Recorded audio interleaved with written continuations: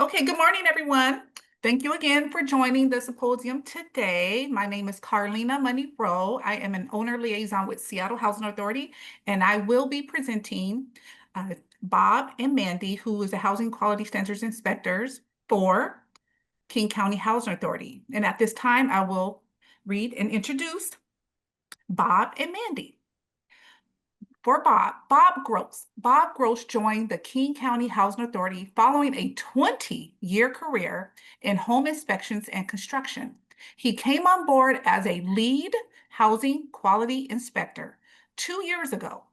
Bob's primary focus is the northern region of the territory, which includes the cities of Bellevue, Kirkland, Woodinville, and Shoreline. And for Mandy Randev, he has been with King County Housing Authority and is a housing quality standards for the department for over 5 years. He has joined the team as a HQS inspector and have been in the lead position since December of 2023. He oversees the unit inspections covering 33 cities that fall in the area and currently have 16 inspectors on the team that includes 2 lead inspectors. So we want to welcome Bob and Mandy, and it is in your hands. Thank you so much, and please come in that order. Thank you so much. We'll have the next slide and I'll take over. I'll start first and then Bob will take care of the rest of the things. So perfect.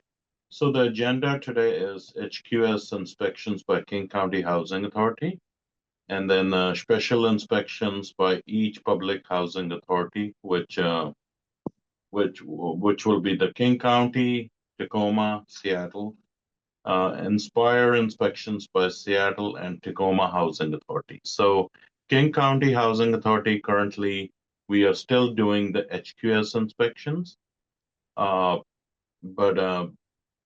the rest are on Inspire. So we will talk more about the HQS, and the rest they can talk about the Inspire.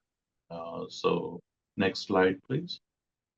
Goals for the HQS inspections. The goal of the Housing Choice Voucher Program is to provide decent, safe, and sanitary housing at affordable cost to the low-income families.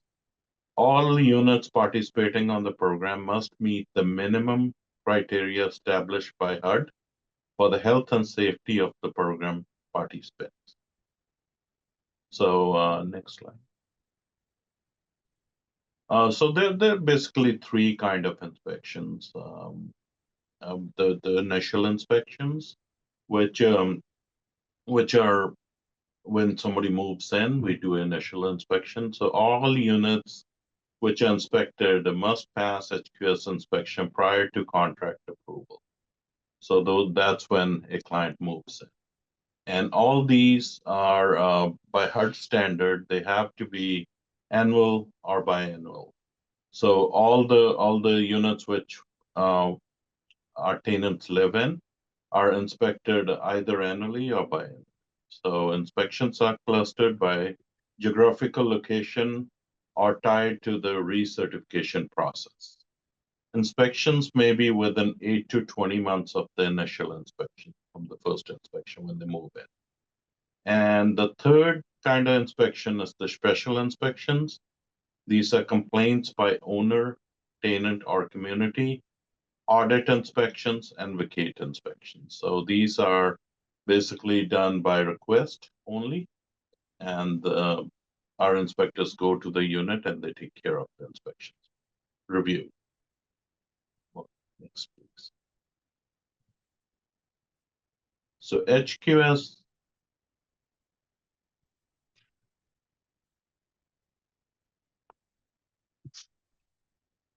If you could go one slide back, please. Yes. So HQS checklist categories. So journal rooms and standards. So in journal rooms and standards, what the inspectors are typically looking for is the electricity, security, ceilings, floors, smoke detectors, electric hazards, windows, walls, carbon monoxide detectors, and lead paint. Specific to rooms, so when we are talking about rooms, we're talking about the kitchen, bathroom, bedrooms, and other spaces. And they also take care of the building exterior. So that's part of the inspection as well.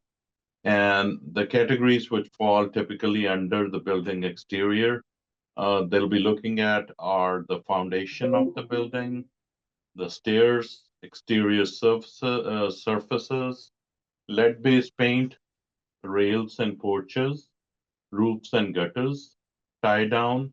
Tie down is on manufactured homes, and the chimneys. So that's the exterior part of it. And then they also look at the heating and plumbing.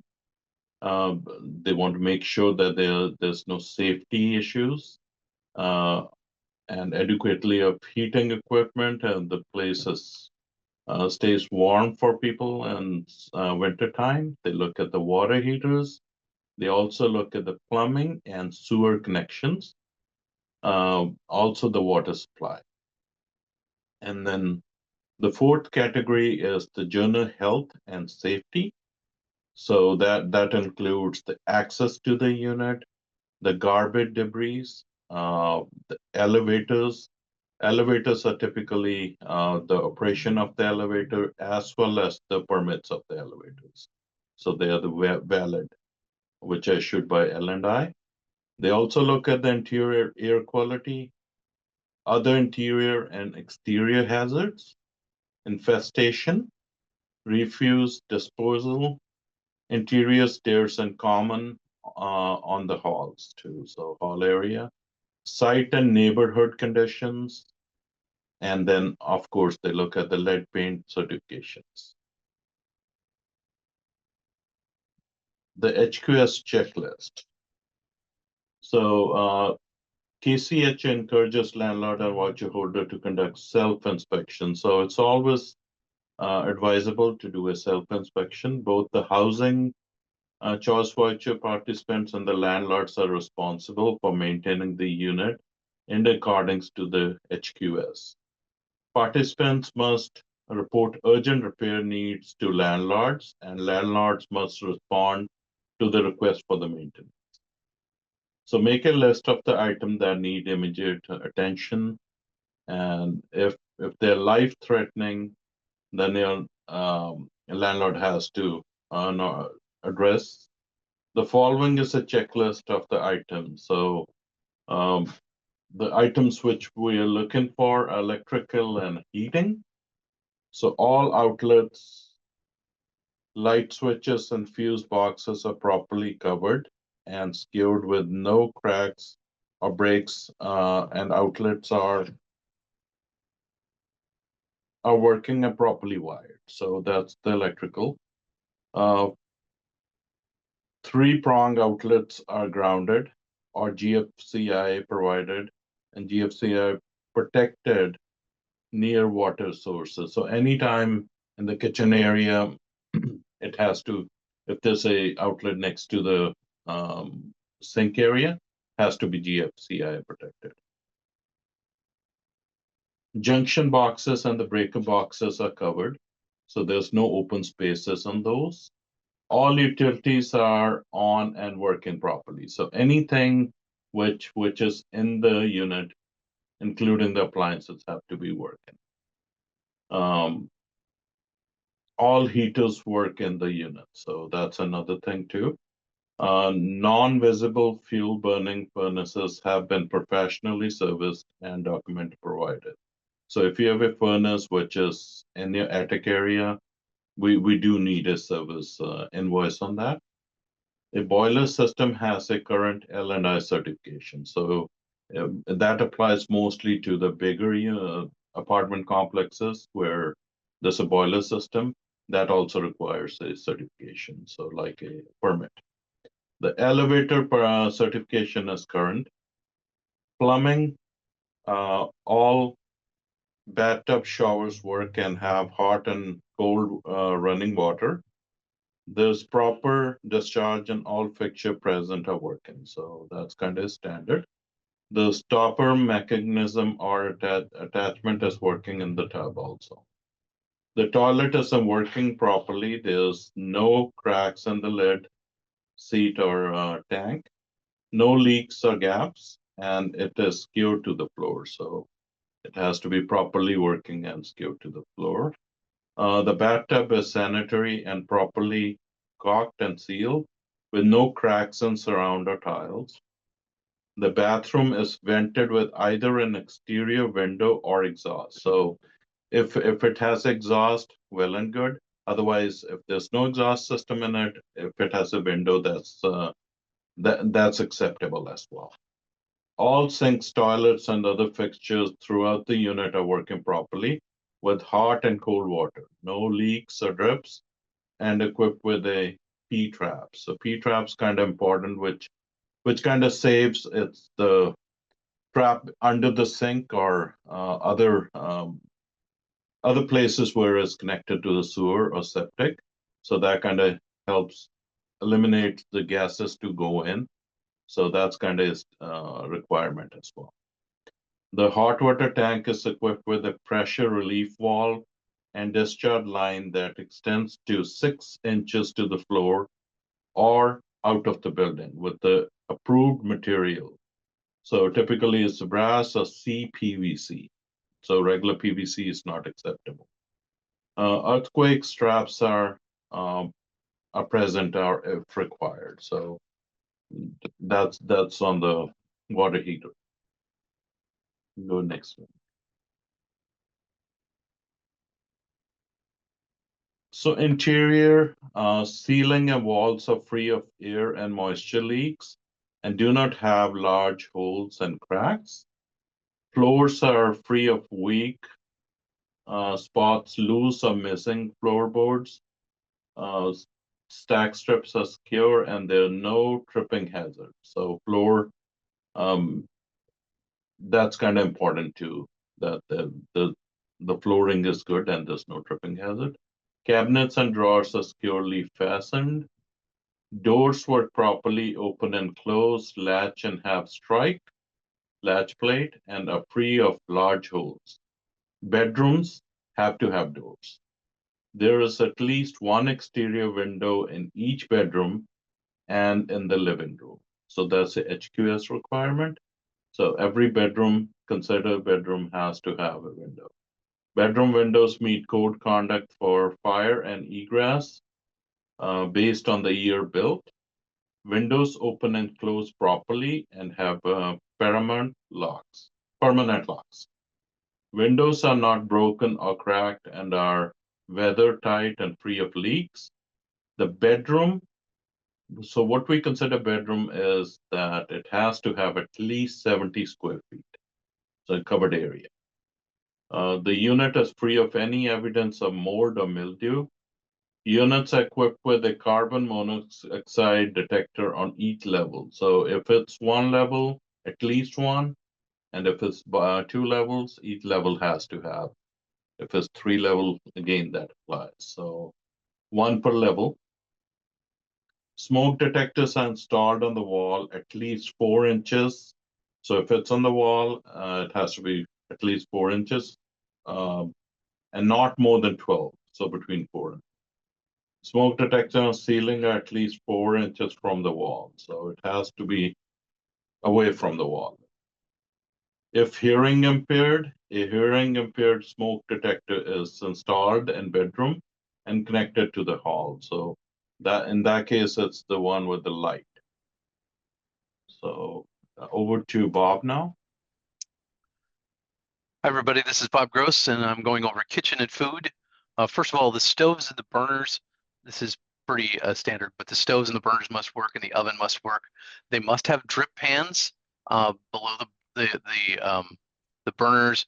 The range hood fan has to work, and we do want the light to work underneath the range fan as well. Refrigerators and freezers are in good condition and all the proper shelving and drawers, and the seals are in good condition. There should be a clean space for food preparation. They need one place for food preparation and storage. At present, a garbage disposal is properly installed and working. You don't have to have a garbage disposal, but if one's there, it has to work. We do look at the exterior on buildings. We look at the roofs. We do not walk the roofs, but we actually look at the roofs. All structures associated with the unit are sound with no evidence of collapse or potential hazard. You can't have a broken down shed in the back that's falling down. Siding on all buildings, we look at the siding to make sure it's in good condition. There aren't holes in it, and any things like that. There has to be an address and unit numbers on the front and visible. This doesn't come up very often, but you have to have an address on the front of it. Foundation is free of gaps and in good condition. We're just going to walk around the outside and look at the foundation. Openings around doors and windows are weather tight. The sidewalks are free of tripping hazards. You can't have anything over 3/4 of an inch, or we consider it a tripping hazard, and we write that up. Handrails are present and secured. Stairs are not loose, broken, missing. Porches and balconies, anything over 30 inches has to have some sort of a safety railing. So if it's more than 30 inches off the ground, it has to have a safety railing. There has to be proper exit signs. The interior and exterior of the unit have to be free of debris, so we can't have any garbage or trash around. Units have proper garbage service, and they have garbage receptacles with lids. Unit is clean and in sanitary condition. And then the last three in this part of the section is the unit is free of any evidence of insect or rodent infestation. If there is, we're going to have a treatment plan before we can pass it. We look at the chimney to see, we look up the flue to see that it's tightly sealed and secure. And then if any home is built before 1978, it shouldn't have any cracking, chipping, or peeling paint, especially if they're children under the age of 6. Next slide, please. So as of December 2024, all smoke detectors that are solely battery operated will have to have sealed tamper-proof batteries. So this is an or category. You can either have battery operated smoke detectors that have a 10-year sealed battery in them, or if it's a building that has hardwired smoke detectors, that is okay. So it's an or thing. You either have to have smart hardwired or you have to have a 10-year sealed battery. The next slide, please, will show us there's these new 10-year sealed smoke detectors, and they will say right on the packaging when you walk into Lowe's or Home Depot or any place to get them that they are 10-year sealed. Many of them are very, very thin, and they're kind of easy to spot, but we're now requiring them in bedrooms as well. Smoke detectors and CO detectors, at a minimum, there's a working smoke detector and carbon monoxide detector on each level. We now require them in the bedrooms as well, the smoke detectors in the bedrooms. Check with your local fire or building official if you have any concerns on placement and location of smoke detectors. We've already kind of gone through this. They need to be at least 4 inches from the wall. Smoke detectors installed in walls at least 4 inches and not more than 12 from the ceiling. If the unit is occupied by a hearing impaired household member, a hearing impaired smoke detector is installed in the bedroom occupied by the individual. They basically have a big flashing light on them if they're hearing impaired. Next slide, please. Mother-in-laws and ADU units. These standards vary by city, so you'll want to look up in your city or jurisdiction what the standards are. And the long and short of it is we need proper documentation of a legal status from a jurisdiction that it's in. So we'll need permits on any mother-in-law or ADU. Separation of utilities may impact suitability of the units as well, because they have to have separate electrical. Lead-based paint, one more, there we go.